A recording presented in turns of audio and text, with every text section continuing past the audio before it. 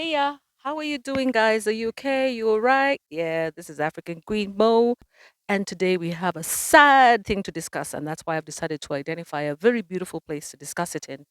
It's kind of a little bit of an oxymoron. Do you guys know how many children we have lost in school fires?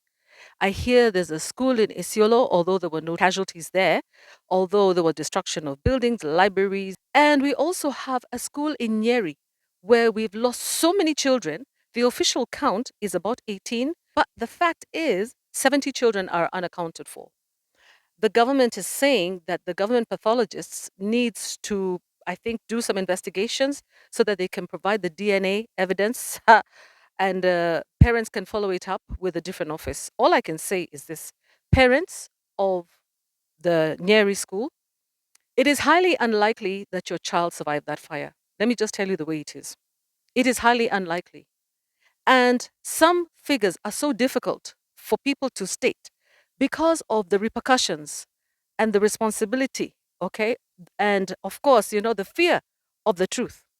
If we live in an environment where what is purported to be true is usually covered up with lies and fables. This is the result. This is the result, guys. All I can say is let us learn to follow people and to vote for leaders who are truth seeking and truth speaking.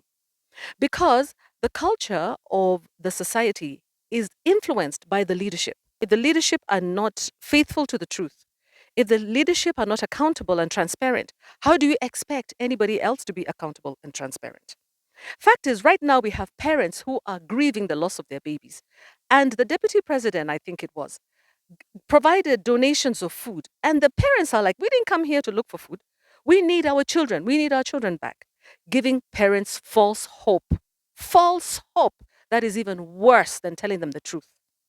It's about time we learn to be truth tellers and truth sayers, you know, because it's very unfortunate that parents would be sitting there waiting and hoping for their children to return, knowing full well that the government and the authorities know very well they are not returning. We have a big problem on our hands in Kenya, in many countries. We've seen shootings of children. We've seen loss of lives in fires.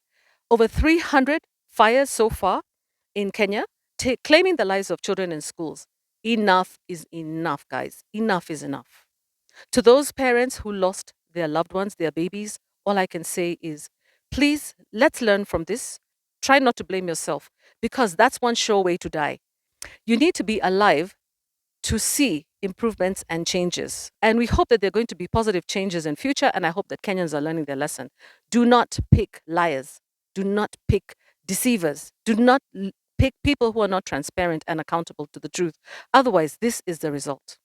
This is the painful result. And on that note, I say, may the angels provide comfort to the families who lost their loved ones, little children up to 9 years old, gone in an instant, just like that.